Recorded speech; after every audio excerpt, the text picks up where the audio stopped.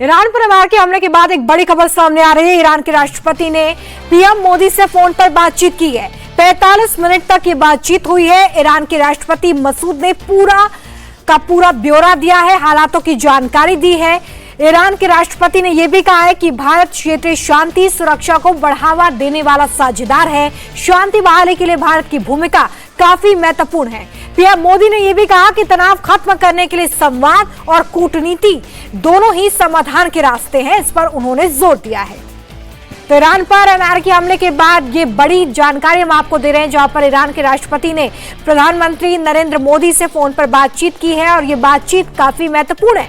Iran के राष्ट्रपति मसूद ने पूरे हालातों की जानकारी प्रधानमंत्री के साथ साझा की है और ये कहा है कि भारत क्षेत्रीय शांति को बढ़ावा देने वाला साझेदार है। ईरान के राष्ट्रपति ने यह भी कहा है कि जिस तरीके के हालात बने हुए हैं उसमें हम भारत की तरफ बढ़ावा देने वाले साझेदार के रूप में उसे देख रहे हैं। शांति बहाली के लिए भारत की भूमिका काफी ज्यादा अहम है। प्रधानमंत्री ने भी इस बातचीत में अपनी बात को रखा और कहा कि तनाव खत्म करने के लिए इस वक्त समाधान अगर ढूंढा जाए तो वो संवाद और कूटनीति से ही संभव है।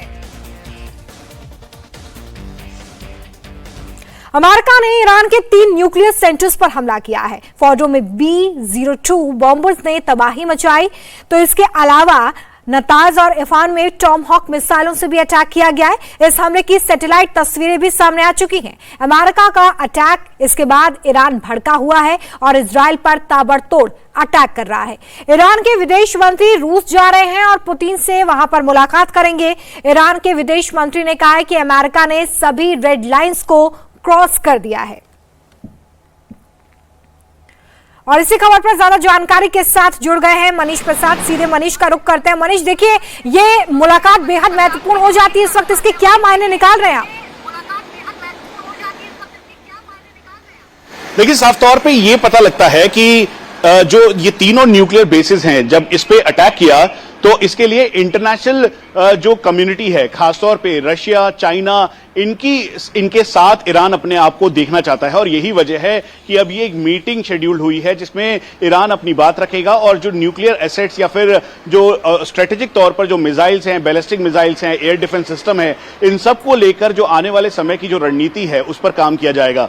लेकिन आप ये देखें तो जो मेन जो ये न्यूक्लियर साइट है, दरअसल इस साइट पर चाइनीज एसेट्स भी हैं। ऐसा नहीं है कि यहां पर पूरा फुल फ्लेजेडली ईरान का एसेट है, यहां पर चाइनीज एसेट भी है, रशिया का पूरा सपोर्ट है और रशिया मुखर होकर बार बार उसने इस बात को कही है। लेकिन जो नेटो कंट्रीज हैं या फिर मिडिल ईस्ट कंट्रीज हैं, खासतौर पर मिडिल ईस्ट कंट्रीज, वो ईरान से अपने आप को अलग दिखाई दे रही है और करीबन 2 से 3 या 4 मैक्सिमम ऐसी कंट्रीज हैं जो ईरान के साथ है। लेकिन अब ईरान का स्टेप क्या होगा? क्या ईरान अमेरिका के मिलिट्री एयर बेसिस को निशाना बनाएगा? लेकिन मिलिट्रीली ऑप्शन इस समय ईरान के पास बहुत कम है और इसीलिए ऐसा माना जा रहा है कि रशिया से यह मुलाकात बहुत ही इंपॉर्टेंट होगी और इसके बाद यह तय हो जाएगा कि अगले 24 से 48 घंटे के बाद क्या ईरान जो है अपनी मिसाइल, चाहे उसमें खैबर हो, फतेह हो, उन मिसाइल के जरिए इजराइल के ऊपर ऐसे ही अटैक करेगा या फिर इसका पैरामीटर बढ़ेगा और 7 मिलिट्री एयरफोर्स एयर बेसिस जो हैं ईरान के इर्द गिर्द, जहां पे अमेरिका काफी एक्टिव है, अमेरिका के करीबन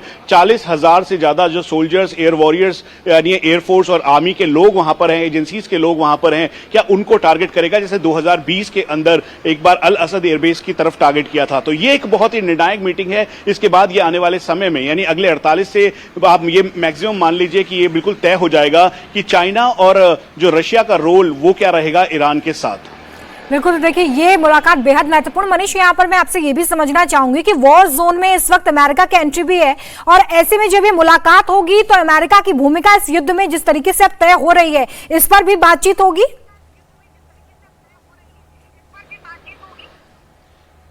सबसे ज्यादा इंपॉर्टेंट बात यही है क्योंकि अमेरिका ने बोला, डोनाल्ड ट्रंप सामने आए, उन्होंने कहा कि 2 हफ्ते का वक्त चाहिए और फिर दूसरे दिन ही अटैक कर दिया। लेकिन आप ये समझिए कि जो अगर आप जो एक्सपर्ट्स हैं, खासतौर पे ईरान के मामलों के जानकार हैं, उनका ये कहना है कि सोचे समझे तरीके से पूरा टाइम मिला, 2 दिन का वक्त मिला, जब इन्होंने अपने यूरेनियम्स या फिर जो न्यूक्लियर एसेट्स हैं उन सबको 16 से 17 ट्रकों में, जो कि सैटेलाइट पिक्चर्स भी सामने हैं, उन सबको एक एक करके निकाला है। जो आप देख रही हैं तस्वीरें, या फिर जब इजराइल ने अटैक किया था इनके न्यूक्लियर बेस पे, उस दौरान भी जो सारा का सारा जो डिवास्टेशन हुआ, उस समय भी इनको मौका मिला था। तो ये एक सोचे समझे तरीके से ये देखा जा रहा है इंटरनेशनल एक्सपर्ट्स के द्वारा कि क्या ये ईरान को पहले से इस बात की भनक थी। 2 और एयर बेसेस हैं, अराक और साथ में 2 और न्यूक्लियर बेसेस हैं, जिसमें अराक और बुशैरा भी है, जहां पर न्यूक्लियर प्लांट्स और न्यूक्लियर एसेट्स के लिए इस समय ईरान अपनी कैपेबिलिटी इनहेंसमेंट कर रहा था। तो इन सबको देखते हुए ये बहुत ही इंपॉर्टेंट है और बहुत ही निर्णायक है। और अमेरिका की ये इन्वॉल्वमेंट और अमेरिका का ये डोमिनेशन, ये कहना कि ईरान इस समय बहुत ही आतंकी जैसा देश है, उसके अलावा ये न्यूक्लियर कैपेबल